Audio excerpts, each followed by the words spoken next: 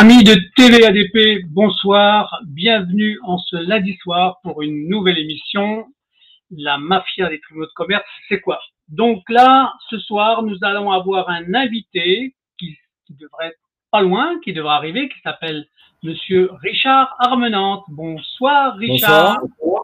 Bonsoir. Donc, bienvenue dans cette émission, la 8e du nom. Donc on espère encore continuer d'informer nos auditeurs. Donc, Richard, nous, on va se tutoyer parce qu'on se connaît déjà depuis un certain temps. Oui, bien sûr. On ne va pas tourner autour du pot, on le dit carrément aux gens. Donc,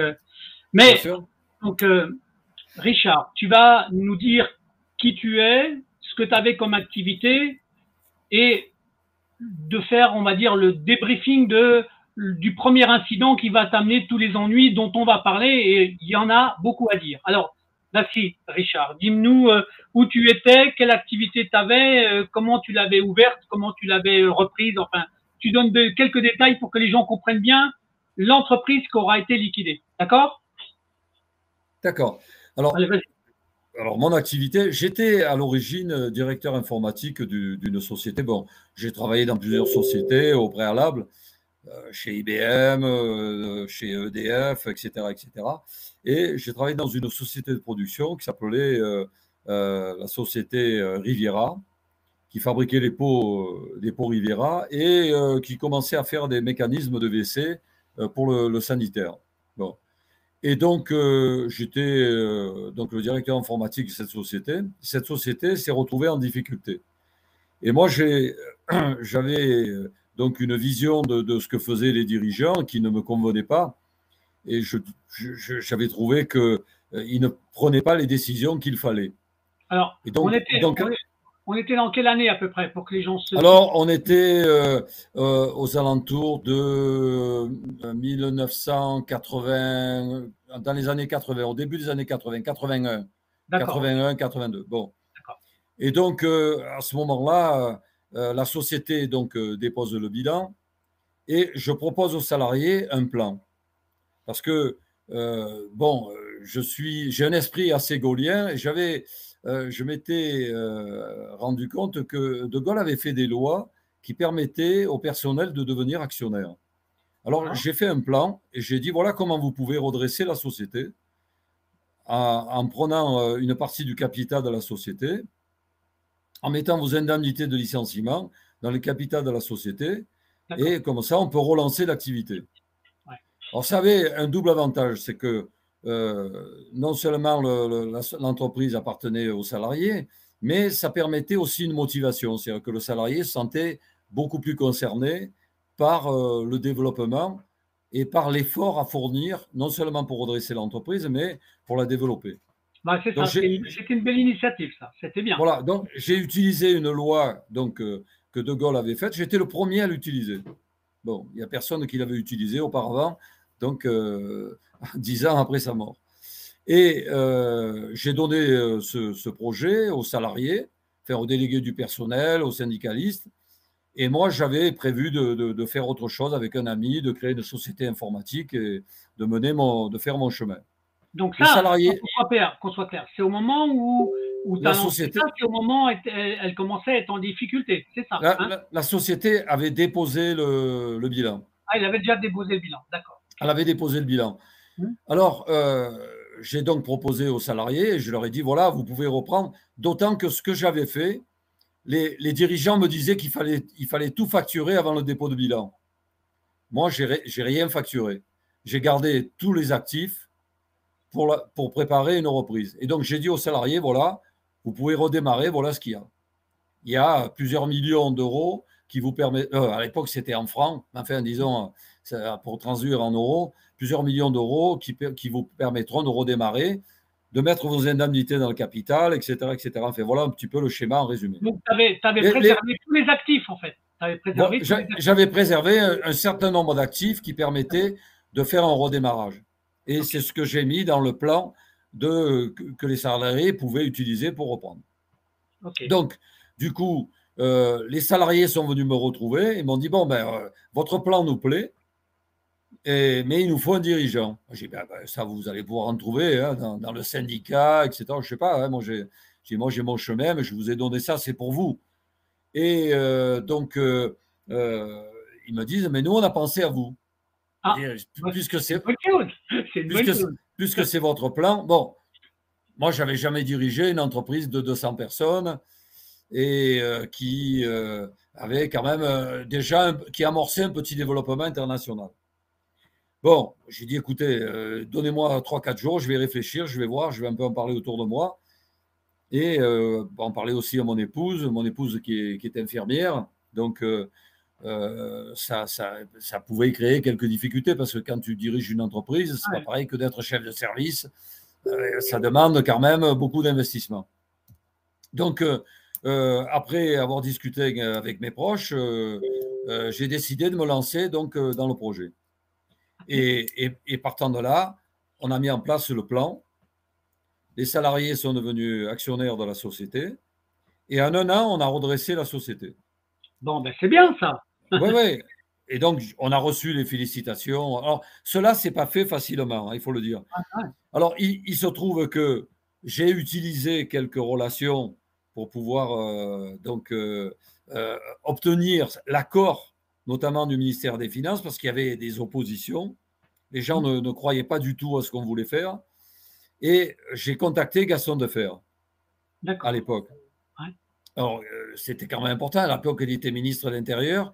Il faut savoir que c'était une relation de la famille, puisque ma famille était très amie, enfin des oncles étaient très amis avec Gaston Defferre et Jacques Chaban-Delmas de la Résistance. D'accord. Donc là, tu nous fais comprendre que l'entreprise, elle était du côté de Marseille, en fait. Elle était à Marseille, oui, voilà, c'est ça. Effectivement, je n'avais pas dit le lieu où elle se trouvait, mais ça y est, on a compris, là, grâce à ça, on a compris. Avec ce que je viens d'expliquer, tout le monde a bien compris. Donc, j'ai appelé Gaston Defferre. Alors là, pour l'avoir au téléphone, ce n'était pas facile parce que même si j'avais des liens qui pouvaient me permettre d'accéder à ce personnage, ce n'était pas simple. Alors, il se trouve que j'ai une cousine dont son parrain était Paul Ricard. Et je me suis dit, tiens, je vais me faire passer pour Paul Ricard. J'appelle Gaston Defferre et je lui dis, allô, c'est Paul Ricard. La secrétaire me le passe immédiatement. Bon. Et là, il me dit, allô, Paul, qu'est-ce qui t'arrive? Je dis, m'excuse, c'est pas Paul, c'est Richard Armenante. Je lui explique un petit peu qui je suis rapidement. Et il me dit, oh, c'est pas très honnête ce que vous faites, mais vous avez bien fait de le faire parce que votre projet est intéressant. Il me dit, venez me voir dans un quart d'heure. Je ne m'attendais pas. Bon, c'est bien. Donc, on est parti. Et là, je lui ai donné le projet que j'avais donné aux salariés.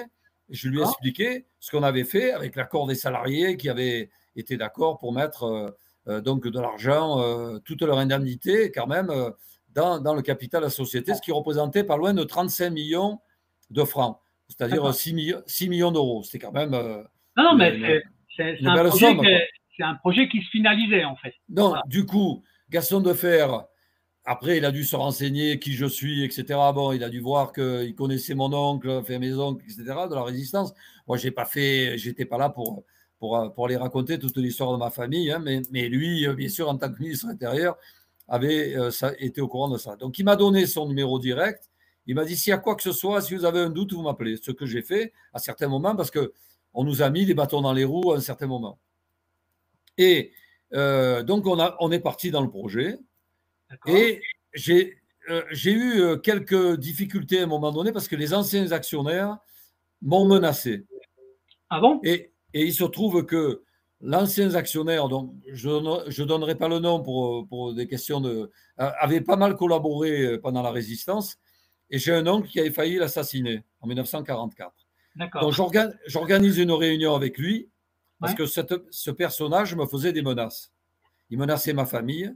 Mon fils avait été bousculé à l'école, etc. Enfin, c'était monté. C'était quand même assez. C'était assez mafieux. Mais c'était par rapport à ta reprise de l'activité. C'est ça, tout à fait, tout à fait. Les gens ne voulaient pas qu'on reprenne cette activité dans le cadre du projet que j'avais présenté. Donc, du coup, j'étais devenu une menace. Et donc, à ce moment-là, j'ai organisé une réunion avec ce personnage. Et c'est là qu'il m'a dit, vous savez, moi j'ai un frère qui est un mafieux et on peut vous faire du mal, etc. J'ai écouté, monsieur, vous ne savez pas qui je suis, mais moi je vais quitter la salle Et quand j'aurai fermé la porte, celui qui sera mort, c'est vous, c'est pas moi. Et là, il est venu, il a mis son pied dans la porte, il m'a dit, non, non, venez, c'est quoi? J'ai dit, vous vous rappelez de M. François Roussel, celui qui vous a mis le revolver sur la tempe en 1944?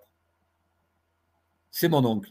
J'ai dit, j'ai qu'un coup de téléphone à donner, Gaston Defer, et on va mettre toute l'histoire de votre famille et les menaces que vous me faites. Carrément. Et là, il m'a dit, non, il ne faut pas s'énerver, etc. Non, mais pour dire que les choses, quand même, on peut partir joyeux, etc. Ouais. Mais donc, moi, il se trouve que je connaissais cette histoire. Ah, d'accord. Mais je n'étais pas là pour parler sans arrêt de la guerre et de la résistance. Mais il se trouve que là, ça a été. Tu as utilisé l'argument au bon moment. J'ai utilisé l'argument et bien sûr, mon oncle m'a autorisé à le faire. D'accord. Et donc là, ça s'est bien passé. Enfin, c'est bien passé. Du coup, ça s'est terminé. Il m'a dit, bon, qu'est-ce que vous voulez que je fasse? J'ai dit, écoutez, vous arrêtez de me nuire et puis on s'arrête là. Moi, je ne vais pas passer ma vie à parler de la guerre, de la résistance. Maintenant, ça fait 30 ans, 40 ans. Bon, voilà, il faut tourner la page. Et là, on est sorti. Il m'a dit, bon, mais est-ce que vous accepterez un verre de champagne? On boit le champagne, vous allez réussir. Vous êtes un homme courageux, vous avez beaucoup de courage. Bon, voilà, ça s'est passé comme ça. Retournement de situation. Voilà. Donc, on est parti. Et puis, voilà. Et après, les choses se sont faites. Donc, pendant 20 ans après, j'ai dirigé la société avec toutes les difficultés que l'on peut rencontrer. Mais elle tournait. Et c'est là que je me suis rendu compte quand même que notre justice en France, ça ne marchait pas. Parce que des escrocs, il n'y en a pas qu'en France. Hein. Non, il y en a partout, il y en a aux États-Unis, il y en a en Allemagne. Mais quand on a un bon dossier et qu'on se défend dans un pays où on cherche la justice et où il y a des contre-pouvoirs, eh bien, ça marche. Par exemple, en Allemagne, j'ai eu affaire à des escrocs. Je m'en suis sorti haut la main parce que j'avais des preuves tangibles. Aux États-Unis, pareil. Et donc là, j'ai commencé à prendre conscience qu'en France, il y avait quand même des problèmes majeurs, quoi. Que la justice, ça ne marchait pas du tout et qu'en général, c'était l'escroc qui gagnait. Voilà. Bon, donc, j'avais quand même une certaine méfiance. Ton activité, elle marche bien pendant une vingtaine d'années. Alors, pendant une vingtaine d'années, on développe l'activité. On a multiplié par 10 le chiffre d'affaires. On est passé de 2% à l'exportation à 20%. Ouais, tout se passe parfaitement bien. Et en 1989, je décide de devenir élu adjoint au maire à la mairie de Marseille. En 1989. Voilà. Alors, suite au décès alors là, j'explique, je suis obligé de revenir un petit peu en arrière. Gaston Defer décède en 1986 et Chaban Delmas me contacte et me dit je sais les liens qui nous lient avec ta famille et les liens que tu avais avec Gaston Defer.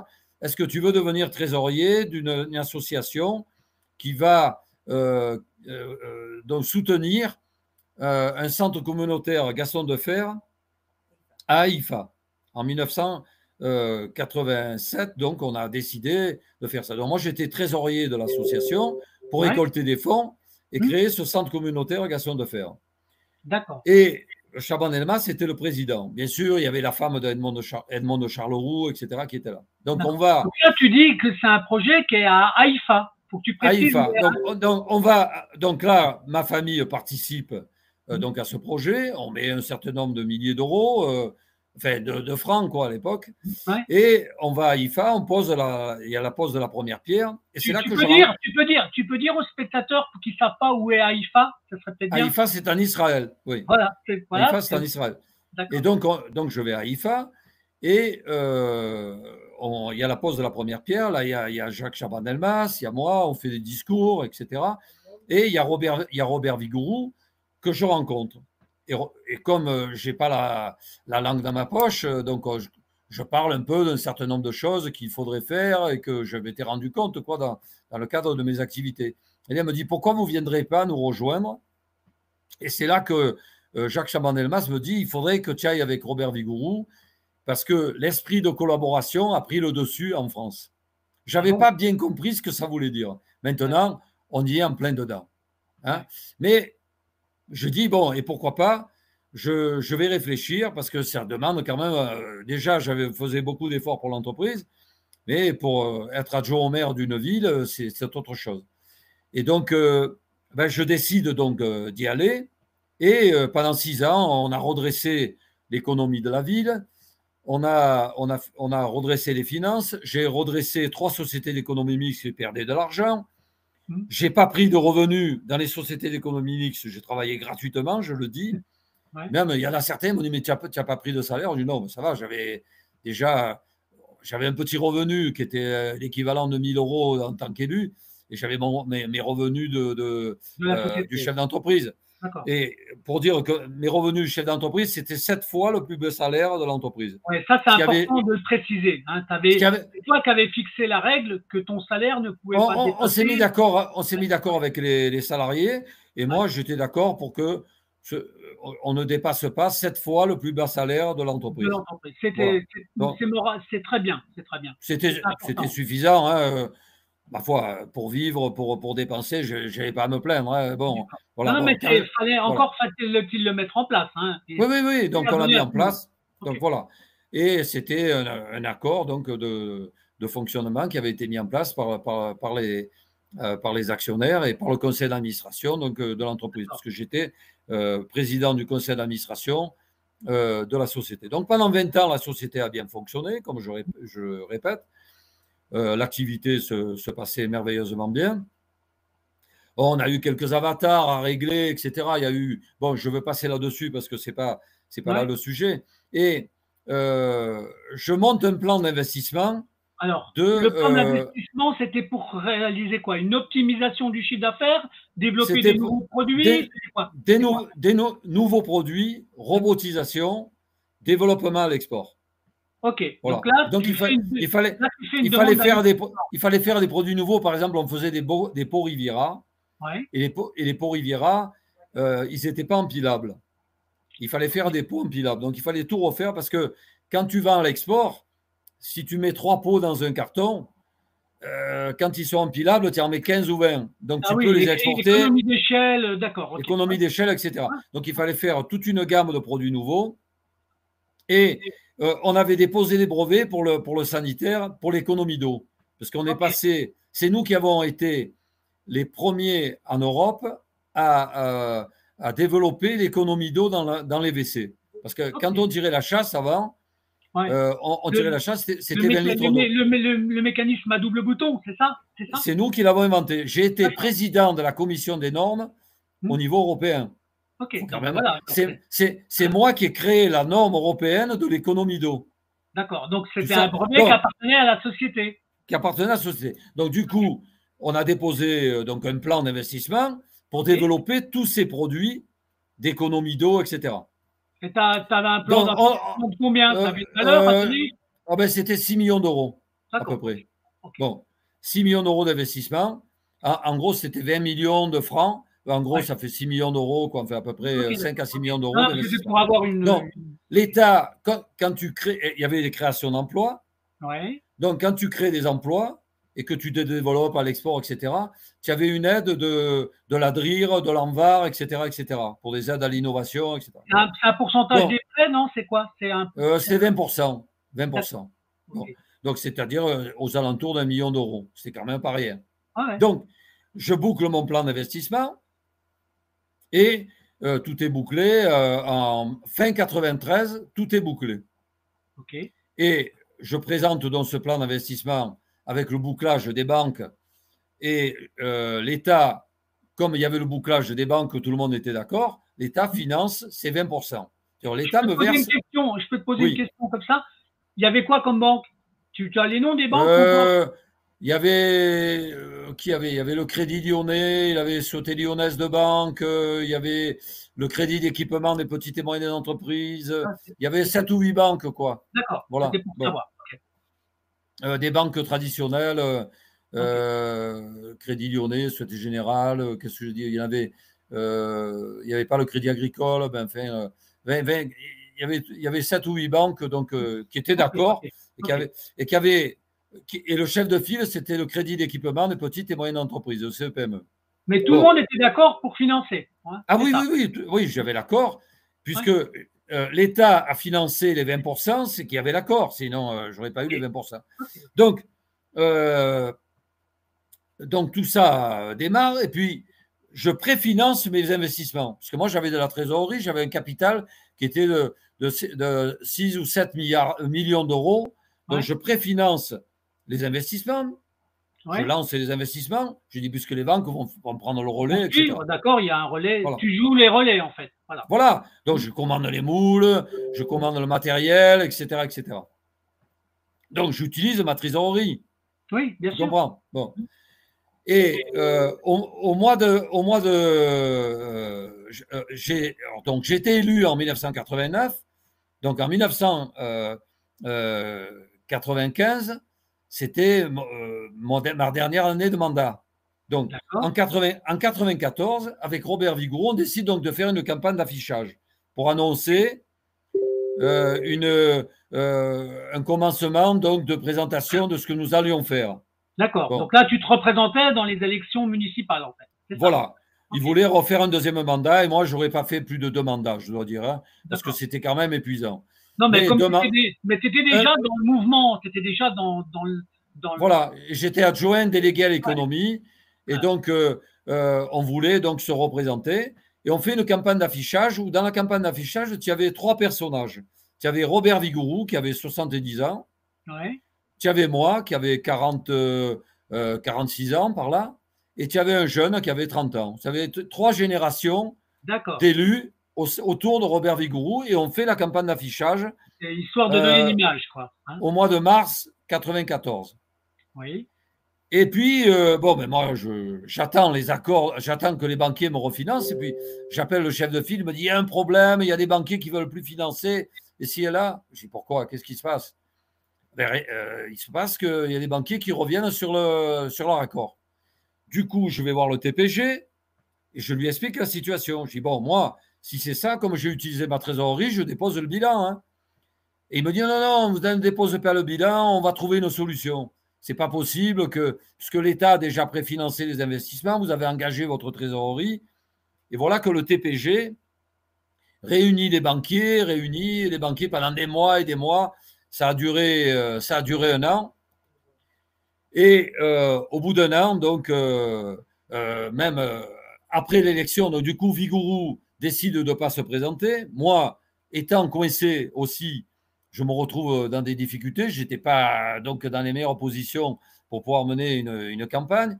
Il faut savoir que la fille de Robert Vigouroux s'est suicidée. Elle subissait des pressions. Donc Vigouroux en a eu un peu assez. D'accord. De cet entourage mafieux dans lequel nous étions. Et Vigouroux décide de ne pas y aller, donc moi aussi, etc. Donc, finalement, moi, je me bats avec les banquiers, j'essaie de trouver des solutions. J'ai dit, puisque les banquiers ne veulent pas me financer, je vais trouver un partenaire qui va venir compenser les banquiers. Je trouve un partenaire, Norten. Qui vient et qui arrive avec un chèque de banque de 20 millions de francs. De 5 millions d'euros. Pour l'entreprise, pour financer. Pour financer, c'est-à-dire, ils rachetaient une des filiales, parce que j'avais filialisé les activités. Pour pouvoir sauver les activités, je les ai filialisées. Et pour pouvoir faire rentrer des industriels. Donc, il y a le groupe Norten qui dit, moi, je suis intéressé à Riviera. Il achète Riviera pour 5 millions d'euros. 20 millions de francs. Il arrive avec un chèque de banque. On fait la réunion des banques et donc ça a désengagé toutes les banques. Et là, les banques disent, moi, je veux une garantie pari passu. C'est-à-dire qu'ils voulaient avoir une garantie sur la garantie de l'industriel, etc., etc. C'était totalement... Non, là, j'ai compris qu'ils ne voulaient pas... Je comprends pas. Non, parce que là, il faut que les gens comprennent. Tu as un monsieur qui vient, qui rachète ta boîte, qui revient, qui devient le partenaire financier, et c'est les banquiers qui rachètent une filiale. Donc, du coup, ça rend flou complètement le tout. Tu avais le droit de vendre ta filiale. Ah ben oui, bien sûr. Oui, mais j'avais le droit, mais il fallait des garanties. Il y avait des investissements. et donc qui avait été fait dans le passé. Oui. Et donc, il voulait des garanties sur ces investissements pari passu. Alors, l'industriel a dit non. Pourquoi je vais vous donner des garanties? L'industriel qui venait, pourquoi il allait donner des garanties? Pari passu. C'était total. Pari passu, ça veut dire des garanties aux banquiers. Mais les garanties, ils avaient des nantissements. Pourquoi il fallait en plus une garantie supérieure? Non, mais bien sûr. Bon, là, ça commence à sentir qu'il y a quelque chose qui ne colle pas. Là, j'en ai parlé avec le TPG. J'ai dit, bon, écoutez, ça fait 2 ans qu'on se bat. En fait, on veut me nuire. Je sens que il y a quelque chose qui a démarré en 94 et on veut me nuire, on veut me liquider. Bon. Ça, c'est attaché à ta candidature électorale, en fait. Ça a commencé là, et après, derrière, tu sais, le syndrome auto-immune, c'est-à-dire que les uns les autres sont tenus par les uns les autres, et donc le syndrome auto-immune du banquier, et derrière, je me suis retrouvé coincé. Donc j'ai dit, écoutez, moi je vais déposer le bilan, parce qu'après, ma responsabilité est engagée. Donc j'ai déposé le bilan. Entre-temps, en 96, un contrôle fiscal est déclenché, là aussi. Bon, moi, j'avais pas. Quand tu dis un contrôle fiscal, c'est pas ce qui est le plus compliqué. Si ta société. Non. Mais moi, j'ai pas triché, j'ai rien fait, j'ai ni triché à la TVA. Il y avait eu des problèmes, effectivement, et on avait corrigé, parce que on avait un logiciel qui donnait des déclarations de TVA qui n'étaient pas bonnes. Donc, on les a corrigées. J'ai fait venir un expert comptable qui est venu, on a corrigé tout ça. Bon. Ok, donc ça c'est clair sur le plan fiscal, en fait. Oui. Et donc, voilà. Et donc, je dépose le bilan. Et là, je dépose le bilan à Marseille. Et là, on me dépayse ma société à Aix. Alors, attends, parce que pour te dépayser, il faut qu'il y ait. On n'a pas le droit. Non, on n'a pas le droit, on ne peut pas. Ah oui, le procureur a refusé 3 fois au président du tribunal la demande de dépaysement. Le procureur? Le procureur a. Mais le président du tribunal, dont je n'ai pas le nom, je ne m'en souviens plus à l'époque. C'est dommage, parce qu'on aurait pu dire le nom, là. Il est dans les mails, je ne l'ai pas. Bon, c'est pas grave. C'est pas que je ne veuille pas le dire, mais je ne me rappelle plus. C'était en 1996. Peut-être qu'il me reviendra tout à l'heure. Et donc, il a insisté, il a utilisé tous les réseaux, la franc-maçonnerie, le machin, ci, là. D'accord. Et finalement, mon dépaysement est dirigé vers Aix. Et on me met entre les mains, parce que comme j'ai déposé le bilan, j'avais un administrateur judiciaire dans la société. C'est normal, c'est comme ça que ça se provoque. Hein. Oui.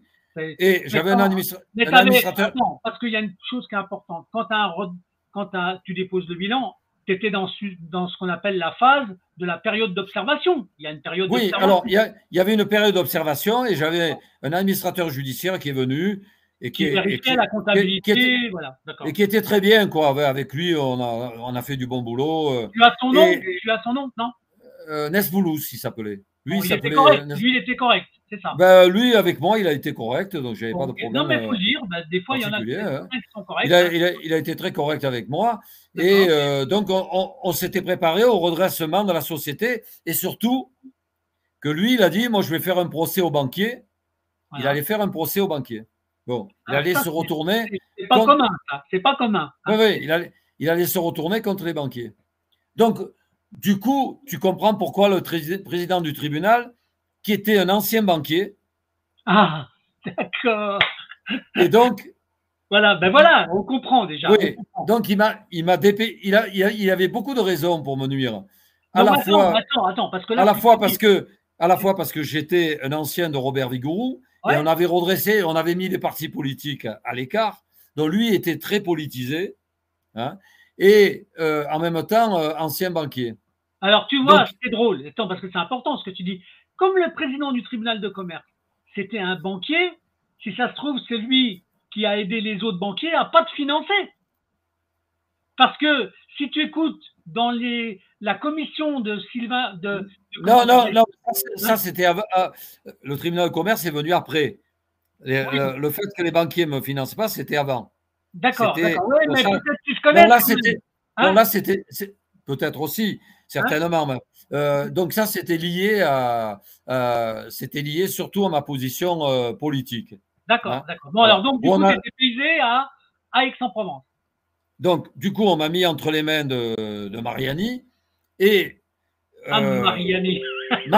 Guy Mariani, qui est un escroc. Oui, Guy Mariani, il faut bien dire son nom, Guy Mariani. Oui, Guy Mariani. Donc là, beaucoup m'ont dit, oh là là, c'est un escroc, c'est un voleur. Bon, moi, je ne sais pas. Hein. J'essaie de rentrer en contact avec lui. Il était très agressif à mon égard et il m'a mis dehors de l'entreprise. Carrément, carrément. Ah oui, oui, oui. Il m'a mis dehors. Alors moi, poliment, je lui ai répondu. Je ne l'ai pas agressé. Je lui ai répondu, j'ai envoyé des lettres recommandées pour lui dire, bon, vous me mettez dehors, je comprends que vous voulez redresser l'entreprise. Enfin, je n'ai pas voulu me frotter à lui, d'autant que la plupart de mes avocats m'ont laissé tomber. Là ça commence à sentir pas bon. Hein. Donc, du coup, je ne comprends pas parce que normalement, légalement, il n'avait pas le droit de te mettre dehors. Ah ben oui, mais il a tous les droits hein, quand il fait ce qu'il veut. Bah, écoute, dans ce pays, on voit bien que les gens n'ont pas le droit, mais ils se le prennent. D'accord. Voilà. Alors, il fout dehors. La France, c'est un pays qui a proclamé les droits de l'homme et qui ne se les applique pas. Ah, mais ça, et le problème de la France, c'est que ce n'est pas le pouvoir le problème, c'est l'abus de pouvoir. Okay. Donc, il y a énormément. Et donc, Guy Mariani, on verra tout à l'heure, c'est quelqu'un qui a fait que ça durant toute sa vie, qui a fait des abus de pouvoir, qui a fait des faux, etc. Donc, puisque par la alors, suite, j'expliquerai. Pour la suite de tes événements, là, donc, il prend la main dans la société, Mariani. Non, il me met dehors. Donc, du coup, je me retrouve sans couverture sociale. Moi, je préviens, je dis, bon, ben, il fallait payer la mutuelle, etc. Bon, ben, j'envoie un chèque pour tout ça. On me dit, OK, pas de problème. Et puis, tout d'un coup, j'apprends que j'apprends par la mutuelle que je ne suis plus à la mutuelle, que j'ai plus de couverture sociale, que j'ai plus rien du tout, quoi. Bon. Mais ça, c'est sur une décision de Mariani, du mandataire. C'est Mariani, oui, c'est Mariani qui puisque moi, il ne pouvait pas me licencier. Il n'y a que l'Assemblée générale qui pouvait me licencier. Il pouvait me mettre il m'a mis dehors de l'entreprise illégalement, mais il ne pouvait pas me licencier. Je ne peux pas être licencié. Il n'y a que l'Assemblée générale qui peut me démettre. Donc là, les actionnaires n'étaient pas d'accord. C'était les salariés. Les salariés, ils savaient qui j'étais. Je n'ai jamais volé, jamais. Bon. Et donc, si c'était frotté à l'Assemblée, jamais l'Assemblée m'aurait donc dégagé. Donc il ne pouvait pas me licencier. Donc, en plus, non seulement il me prive de ma couverture sociale, je ne peux pas être licencié. Il n'y a que l'Assemblée et de mes droits sociaux. Puisque j'étais toujours. Figure-toi que j'ai toujours été président de la société. Il ne pouvait pas me supprimer de mes droits, mais il l'a fait avec l'accord de la justice. La justice, je me bats là, je suis devant le. Mais attends, parce que là, quand tu dis la justice, c'est toujours par le tribunal de commerce, on est d'accord? Non, mais il y a le tribunal, bien sûr, le tribunal de commerce. Moi, je m'en suis plaint au tribunal, mais le tribunal, il s'en fout. Il n'a rien fait pour me défendre. Normalement, il est là pour défendre les dirigeants. Pas du tout. Il était là pour me nuire et me ruiner. Alors, un mandataire judiciaire, c'est le seul dans un tribunal de commerce qui a une vraie autorité juridique. Les autres, ce sont des bénévoles, d'accord? Il faut savoir que les gens qui sont dans un tribunal de commerce, ce sont des citoyens lambda, des patrons d'entreprise, des salariés, qui mettent une robe noire, mais ils ne sont pas des professionnels du droit. Jamais dans un tribunal de commerce. Il n'y a que le mandataire judiciaire qui est la personne juridique. Après, il y a un autre incident qu'il faut savoir, c'est que normalement, à l'intérieur d'un tribunal de commerce, il doit y avoir normalement la visite de temps en temps du procureur de la République. Et souvent, il n'est pas là. D'ailleurs, c'est un Marseillais, je crois, qui avait fait un super livre qui s'appelle « La mafia des tribunaux de commerce ». D'accord? C'est un inspecteur de police qui s'appelait Antoine Godino. Donc, il l'a assez dénoncé. Oui, alors, on peut te dire, j'ai alerté la justice, j'ai alerté même le Trésor public pour qu'ils nomment, ils avaient la possibilité de nommer un contrôleur judiciaire. Ils ne l'ont pas fait. Ils l'ont pas fait, ils ont laissé faire Mariani pour me liquider. Trafic d'influence, là. Ah oui, oui, oui. Ah, bah, non, mais bon. Bon, alors, donc, derrière, après, il y a le contrôle fiscal qui démarre, et tout d'un coup, il découvre que, soi-disant, j'ai détourné de la TVA. Et pourquoi j'aurais détourné? Alors, il faut savoir que, pour quelle raison j'aurais détourné de la TVA alors que je ne la payais pas? Il faut savoir que dès que je suis allé voir le TPG en 94, ça, je ne l'ai pas dit tout à l'heure, mais le TPG, comme je me suis retrouvé en difficulté financière, puisque j'avais utilisé toute ma trésorerie et que je ne pouvais plus financer le développement parce que j'avais fait les moules, etc. Donc, j'étais coincé en trésorerie pour financer le compte client, etc., les stocks. D'accord. Et là, le TPG m'a dit, écoutez, il m'a accordé de ne pas payer la TVA, de ne pas payer les taxes professionnelles, etc., etc. Enfin, un certain nombre de choses. Mais là, tu avais un document administratif pour ça. Ah oui, oui, oui. Non, mais tout ça, je l'ai. J'avais l'accord du TPG pendant 2 ans et cet accord était renouvelé tous les 3 mois jusqu'en 1996, jusqu'à ce que je dépose le bilan, bien entendu. Donc, j'avais l'accord du TPG de ne pas payer la TVA. Pourquoi j'allais tricher sur la TVA? Je ne la payais pas. D'accord. Donc ça, je me suis tué à le dire. J'ai dit, mais je ne payais pas la TVA. Ça ne veut pas dire que je ne la paierai jamais, mais j'étais... tu avais un accord de fonctionnement. J'avais un accord de ne pas la payer pendant la période. Donc, j'avais pas... Pourquoi j'allais tricher? Donc, non, mais c'est là où d'un côté, tu as des documents administratifs. Alors, là où je découvre que le contrôleur fiscal, normalement, quand il a fait son contrôle fiscal, il devait en parler avec moi. J'ai vu aucun contradictoire avec le contrôleur fiscal, ce qui est totalement illégal. Mais tout le monde s'en fout, hein, pour ne pas être grossier, pour ne pas dire. Le contrôle fiscal, normalement, il savait qu'il avait une autorisation de ne pas payer la TVA. Oui, il le savait, puisque les impôts, il le savait. Mais ils ont quand même raconté que je me finançais par la TVA. Mais pourquoi je me finançais par la TVA? Je ne la payais pas. Pourquoi j'allais… Là, tu commences à avoir d'un côté un mandataire qui fait défaut en écriture et de l'autre côté, un contrôleur fiscal qui lui aussi fait défaut. Oui, il fait défaut. Et non seulement il fait défaut, mais il a utilisé une société qui a le même patronyme que nous. Ma société, c'était SPMP Riviera. D'accord. Et il y a SPMP, Société Phocéenne de matières plastiques. Et il y avait une société. Ça n'avait rien à voir. C'est deux sociétés différentes. Alors, non. Il y avait SPMP, Société Phocéenne de matières plastiques. Et il y avait une société dans le même secteur qui s'appelait SPMP. C'était Société Phocéenne de mastic et peinture. Mais ça n'avait rien à voir avec ta boîte. Oui, mais eux, ils ont utilisé les CA3. Tu sais, les CA3, c'est les déclarations. Les informations. Les déclarations fiscales. Oui. Et j'ai dit, mais en plus, vous confondez. Alors, il y a eu des contrôles. Après, on a contrôlé. Mais comme j'ai expliqué tout à l'heure qu'il y avait eu des erreurs qui avaient été faites dans un certain nombre de facturations, donc qu'on avait corrigé avec un commissaire aux comptes qui était expert auprès de la cour d'appel, on a tout corrigé. Bon, donc, si on reprend les anciens logiciels, les anciens trucs, on va retrouver les erreurs. D'accord. Bon, et on dit, vous voyez, il y a des erreurs. Oui, mais et là, c'est pour ça que j'ai eu le témoignage de Brigitte Slavic, directeur départemental des impôts, qui m'a fait un témoignage en disant qu'elle a porté… Tu as dû le voir, le témoignage. Tout à fait. Bon, elle a apporté son témoignage pour dire, mais attendez, il n'y a aucun problème, elle est venue.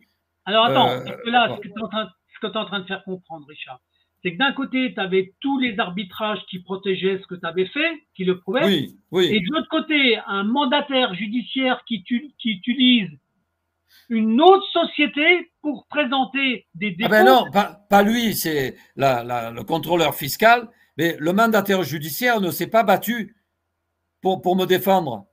Au lieu de dire, attendez, normalement, tu es un administrateur judiciaire, il est avec toi, il te défend. Moi, au contraire, il a dit, oh là là, c'est très bon, j'ai un argument pour pouvoir… Parce qu'après, on a découvert qu'il avait volé dans mon entreprise des actifs. Hein. Mariani. Non, on en parlera après, Mariani. Donc, du coup, je me retrouve je me retrouve avec un administrateur judiciaire qui est un escroc et un contrôleur fiscal qui sait que je ne payais pas la TVA, qui m'accuse d'avoir triché la TVA. C'est totalement Alors, faux. pourquoi ce contrôleur fiscal, il est à ton encontre? Pourquoi il se retourne contre toi? Il a quoi contre toi? Je ne sais pas, il y a peut-être d'un côté de la politique, j'en sais rien, moi. Ah, il doit y avoir une raison, hein. De toute façon, il a envoyé ça. Voilà. Il y a une raison, ça, je n'ai pas trouvé, mais enfin, en tout cas. C'est lui qui t'aura fait du mal. En tout cas, lui, avec l'administrateur judiciaire qui a, au contraire, qui a sauté sur l'occasion. Ah oui, voilà. Donc sur ce, je me retrouve, donc accusé par les impôts. J'ai beau donner des vérités, j'ai beau. Bon, ça ne marche pas. Il y a une enquête, même pas le procureur, il m'a écouté. Tu t'imagines que je me retrouve en première instance, en 2001. J'ai jamais rencontré un juge, j'ai jamais rencontré le procureur, j'ai jamais pu donner mes arguments. J'ai été accusé de tout. Là, il faut savoir que l'administrateur judiciaire m'a accusé d'avoir acheté des actions sur le compte de la société. Heureusement que j'avais gardé toutes les informations, les copies des chèques et tout. J'ai apporté les preuves. Après, il est venu m'accuser qu'il y avait plus de passifs que d'actifs. Faux. Comme j'avais fait venir l'expert auprès de la cour d'appel, qui a fait une expertise et qui avait donné son expertise aux impôts à l'époque et qui avait vérifié que la société avait plus d'actifs que de passifs. Alors, tu vois, là, tu confirmes ce que je théorise depuis un moment, hein, pour couler une entreprise. Oui, mais là, il a toujours la même mécanique. Il augmente et il diminue le pas. Non, mais là, l'administrateur judiciaire ne savait pas que j'avais cet audit qui avait été fait par Jacques Calpac. Jacques Calpac, qui était l'expert comptable, expert auprès de la cour d'appel, et qui est venu à la demande du TPG. Il m'a demandé, faites faire un audit, etc. Donc, et on avait fait un audit pour démontrer que l'entreprise était viable. Et cet audit, il a été fait en 94, en 95 et en 96. 3 fois. Et ça a confirmé. Donc, le type, je n'avais pas de collusion avec lui, hein, et confirmé. Voilà. Donc, sur ce, j'arrive devant le tribunal en 2001. Entre-temps, Mariani. C'est avec Aix-en-Provence, hein. Oui, puisque. Non, là, c'était à Marseille. C'était à Marseille. Très bien. Entre-temps, Mariani. Vend les sociétés, je m'oppose, etc. Enfin, je menais un combat pour empêcher toutes ces ventes. Et puis, Mariani est incarcéré en 98. Moi, je dépose plainte. Quand je vois tout ce qui se passe, je dépose plainte. Et ma plainte est mise, je n'étais pas au courant, moi je croyais que j'étais le seul à avoir déposé plainte. Il y avait une plainte qui datait de 15 ans. Et on m'a adjoint à cette plainte. Et donc, du coup, je me suis retrouvé partie civile dans une plainte à laquelle on m'a adjoint. On a essayé de me débouter de la plainte. Il a fallu que je me batte pour que ma plainte soit conservée. Mariani est incarcéré en fin 98, début 99. Ouais. Donc, j'ai heureusement que j'ai déposé plainte et donc j'avais quelques informations. Donc, mais il est incarcéré pourquoi, lui? C'est quoi le motif? Pour des escroqueries qu'il avait faites sur des entreprises. D'accord, ok, d'accord. Sur ce, en 2001, donc je passe au tribunal. Je fais venir mon témoin, Brigitte Slavic, directeur départemental des impôts. Elle vient. La présidente du tribunal lui demande toutes les questions. Elle dit, est-ce que M. Armenante, vous le souteniez? Il dit, oui. Il ne payait pas la TVA. Enfin, elle lui explique ce que je t'ai dit tout à l'heure. Et donc, je suis innocenté. Bon, c'est bien. Le procureur, chose exceptionnelle, je suis innocenté alors qu'il y a quand même le directeur départemental, un haut fonctionnaire, vient m'innocenter à la barre. C'est quand même fort. Le procureur fait appel. Le procureur? Le procureur fait appel. Je me retrouve un an après, alors que normalement ils sont débordés. Même pas un an après, 6 mois après, je me retrouve à Aix devant le tribunal. Et là, je l'ai appris après. le président du tribunal avait réduit une peine de Mariani à l'époque, parce qu'il était poursuivi sans arrêt. Donc, j'ai trouvé qu'il y avait des collusions entre le président, qui faisait partie de la même loge maçonnique, hein, pas du Grand Orient, mais de la GLO, enfin une loge. Et je découvre donc qu'ils le Grand Orient de France. Non, pas le Grand Orient, la GL, Grande Loge Nationale de France. Bon, enfin, bon. Ah oui, d'accord, bon, c'est pas grave. Une autre, c'est plus, là, le Grand Orient, c'est plutôt à gauche, l'autre, c'est plutôt à droite. Enfin, peu importe. Après, ça ne veut pas dire que tous les francs-maçons sont des escrocs. D'accord, mais il y a de la perversité quand même dedans. Hein. Il y a de la perversité, de la collusion, voilà. Ah. Et donc, je me suis aperçu, j'arrive au tribunal, mais ça, et je vois ce personnage, le témoin, je fais venir 2 témoins, il refuse d'écouter les témoins. Là, c'était avec Aix-en-Provence. Oui, il dit il a le droit de ne pas écouter les témoins. Moi, ça, j'ai découvert ça. Hein. Donc, du coup, je n'avais pas de témoignage écrit. Comment faire? J'ai 100 témoignages. Ils me jugent, les impôts disent que je suis un escroc. Bon, donc, je suis condamné à payer 1 million d'euros et à 6 mois de prison avec sursis. D'accord. Non, putain, la vache. Et depuis, je me bats. Je me suis battu au tribunal administratif partout pour dire que tout ça, c'était stupide. Parce qu'entre-temps, comme elle n'a pas pu témoigner, elle m'a fait un témoignage écrit. Et en même temps, dans la plainte que j'ai déposée, j'ai demandé à ce qu'on l'entende. D'accord. Donc, elle a été entendue. Et tout ça est sur mon blog. Donc, ah oui, non, mais c'est ça. Donc, ça. Non, mais ça avait fait quand même toutes les démarches. Et le témoignage qu'elle apporte est incontestable. De plus, j'obtiens un témoignage du président de la Chambre régionale des comptes, Alain Serriex, qui m'apporte un témoignage qui était une bombe. Normalement, ça aurait dû être une bombe. Hein, mais bien sûr, c'est ça. Puisque lui, le président du tribunal de commerce de Marseille lui confie, parce qu'il lui dit, tiens, qu'est devenu M. Armenante? Il ne savait pas que je connaissais Alain Serriex, qui était un ami de la famille. Bon, mais pas pour ça qu'il me défendait. Non, et l'autre, il lui dit, mais Armenante, il m'a chié, il nous a chié dans les bottes. Il a chié dans les bottes des banquiers et je l'ai mis entre les mains du plus gros escroc de Marseille, d'Aix-en-Provence, Guy Mariani. Il dit ça, carrément. Il dit ça. Oui, il dit ça. Et donc, Alain Serriex, non seulement me rapporte l'information, mais il me donne son témoignage. Parce que là, pour lui, c'était intolérable. Et donc, il m'a apporté son témoignage. Et je fournis tout ça, je fournis tous ces témoignages, plus d'autres, j'en ai 10 de témoignages. Ouais. Tout le monde, ils s'en sont foutus. Alors que j'ai réussi à faire condamner Mariani. Comment tu as réussi à faire condamner Mariani alors? C'est quoi? C'est quoi la démarche? Après tout un combat, donc je demande à rencontrer le juge d'instruction, parce qu'il faut savoir qu'il y a eu, pour condamner Guy Mariani, il y a eu 15 juges d'instruction en 20 ans. 15? Ah oui, quinzaine de juges d'instruction. Et tu sais combien, disons une grosse dizaine. Et tu sais combien Mariani il avait d'avocats? 15 avocats. Ça, alors, c'est comme ça, il a emmerdé les juges. Tu sais comment les juges, ils étaient obligés d'informer les 15 avocats. Ça coûtait une fortune. Donc, ils en avaient marre de Mariani. Ils étaient prêts à classer l'affaire, etc. Et moi, je suis monté au créneau. Et donc, comme ma plainte, elle n'était pas entendue, et que normalement, le juge d'instruction, je dépose plainte, il devrait m'écouter. Ouais, pas du tout.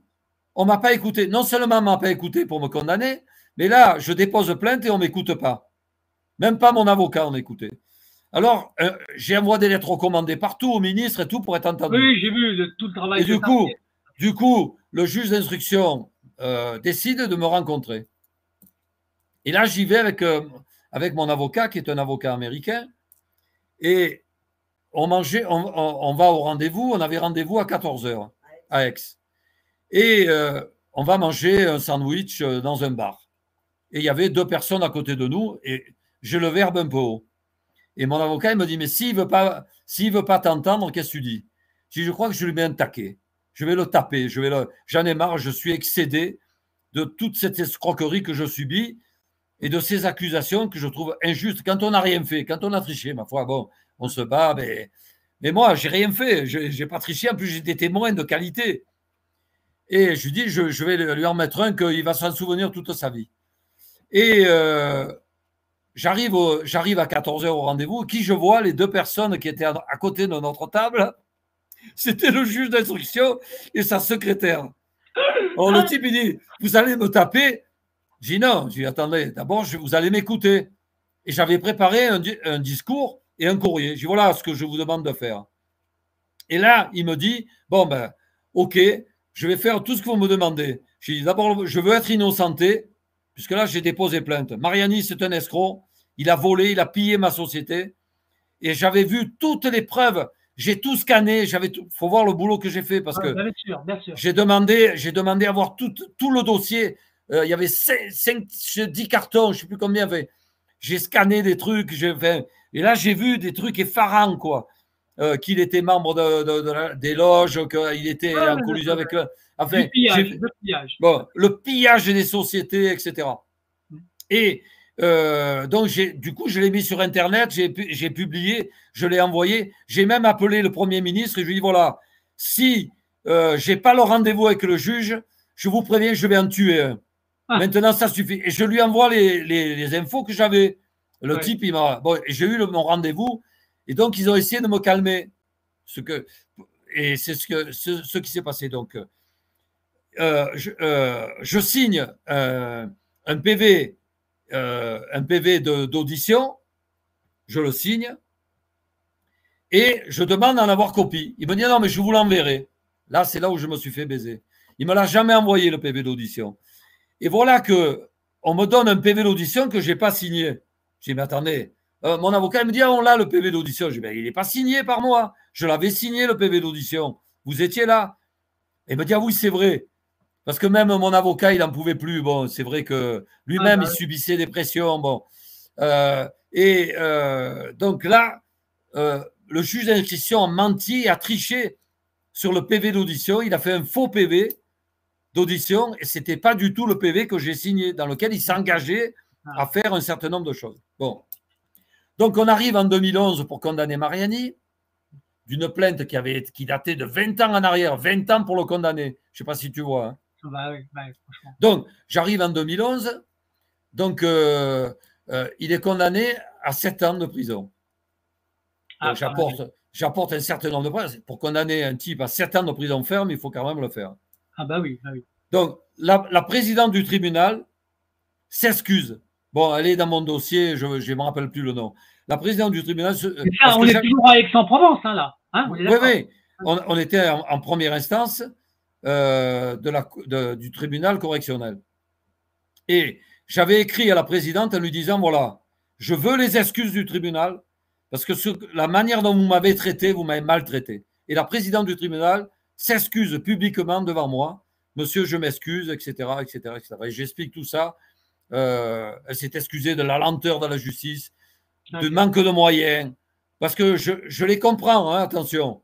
Je sais qu'il manque de moyens. On a une justice de pauvres. On est classé 37e sur 43 derrière l'Arménie et l'Azerbaïdjan depuis 20 ans. Donc, on est des nuls. On est un pays de minables. La France, c'est un pays de minables. De moins que rien. Voilà, j'ai honte de ce pays. Tu sais, je connais, hein, je connais bien ça. Oui. Alors, donc là, la juge s'excuse. Donc, Mariani est condamné à 7 ans. Il devait venir des journalistes. Il n'y a pas un journaliste qui est venu.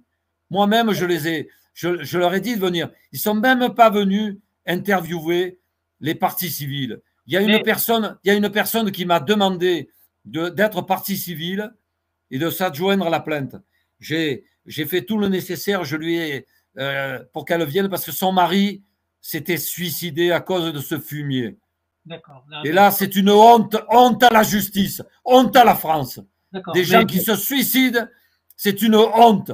Voilà ce que les gens ont fait et la presse, je les vomis. Ils ne sont même pas venus pour écouter ces gens-là qui ont souffert pendant des années, qui se sont suicidés.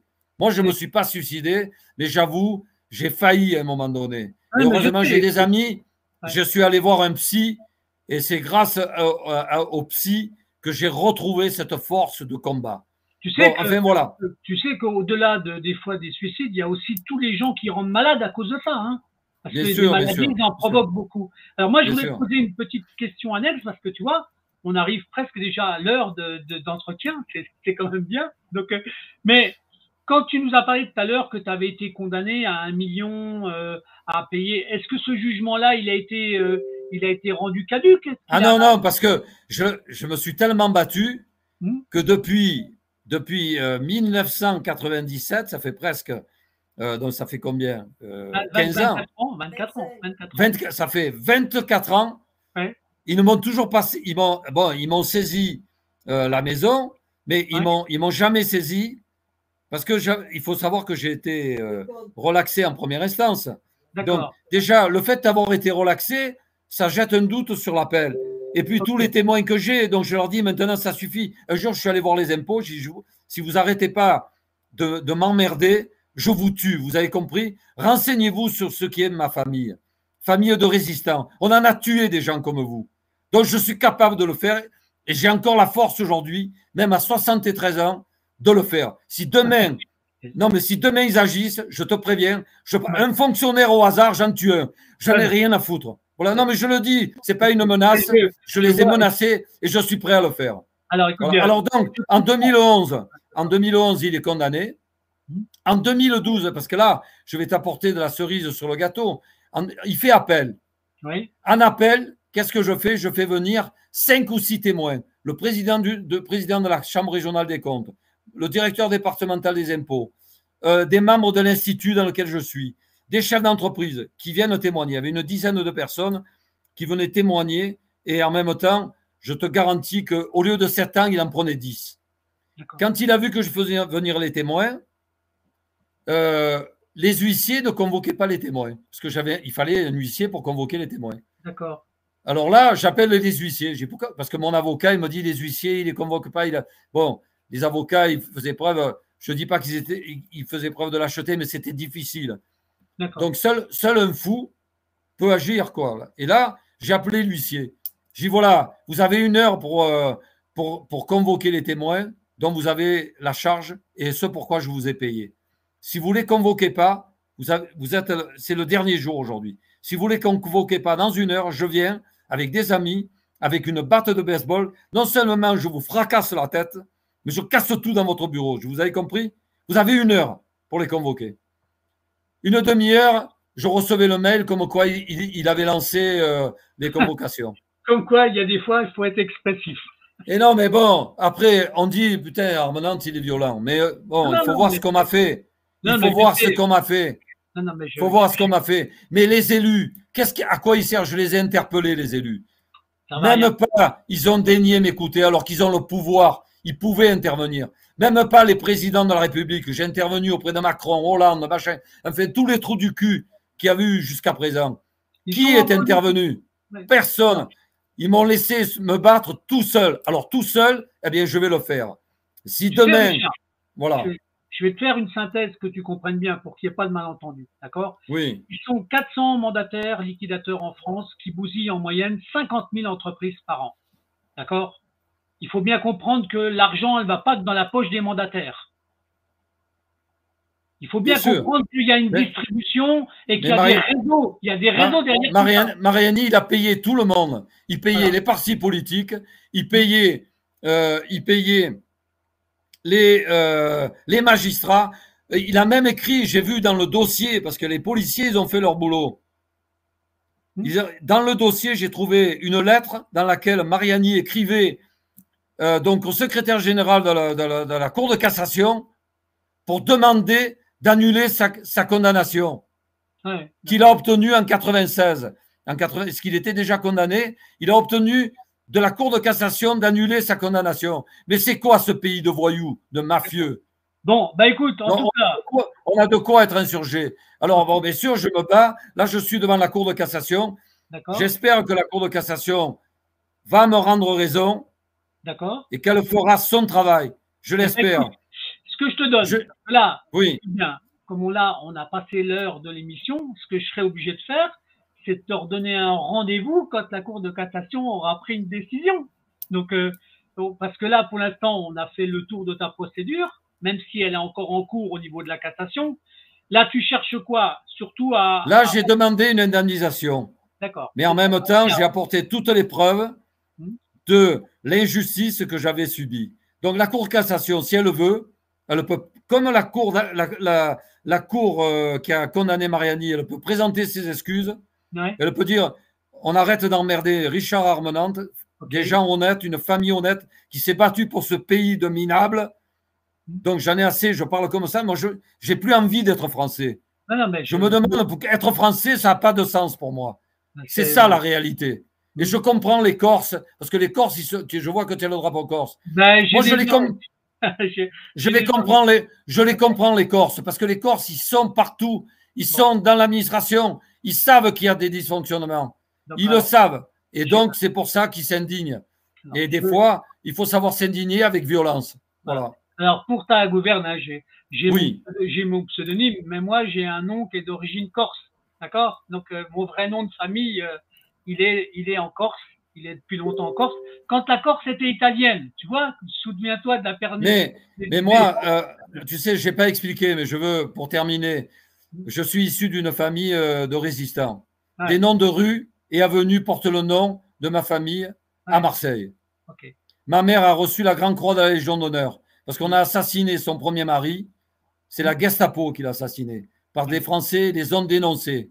Donc, j'ai une piètre déjà vision de ce qu'est la France au travers de ce que ma famille a subi. Je sais ce que valent les êtres humains. Ce n'est pas à moi qu'il faut faire un dessin. Je sais ce qu'ils valent. Ma famille a payé pour libérer ce pays. Et là, maintenant, 20 ans de souffrance qu'on m'a fait subir à moi et à ma famille. Et je le ferai payer tôt ou tard. Ça, c'est clair. Alors, oui, j'obtiens gain de cause et la justice me rend justice, ou je ferai ce qu'il faut pour que justice me soit rendue. Bien, Richard. Bon, en tout cas, pour cette émission, je suis content de t'avoir invité. Je suis content de t'avoir donné la parole et je suis content de l'histoire que tu as racontée parce que ça démontre la turpitude de ce qui se passe en France dans la justice. Voilà. Et que tu es encore un témoin qui prouve par A plus B qu'il est temps que tout ça soit réformé. Parce que là, il y en a vraiment marre du pillage organisé. D'accord? Bien sûr. Donc, je dois dire que j'ai participé à toutes les organisations que l'État a mis en place pour apporter des réflexions que j'ai faites. J'ai mis sur des blogs, etc.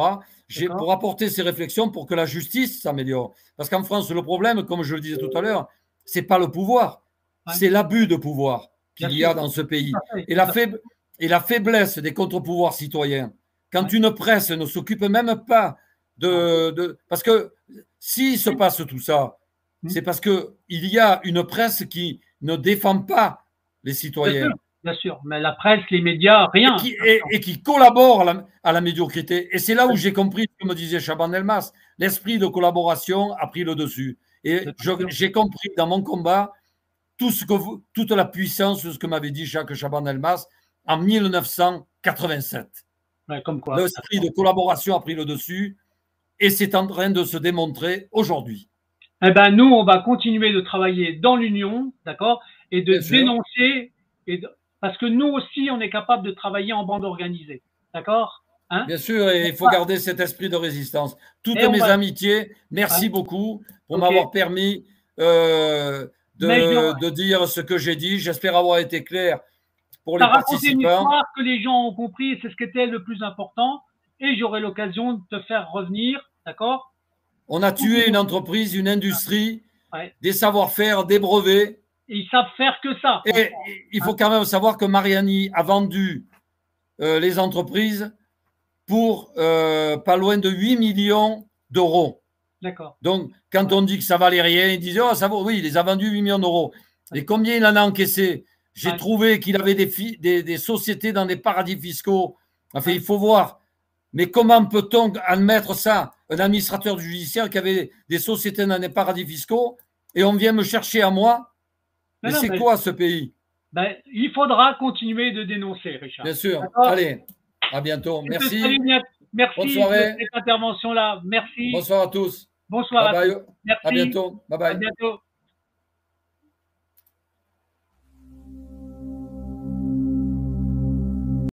Tu l'as pris. Tu as oublié de le dire. Quel bonheur. Tout le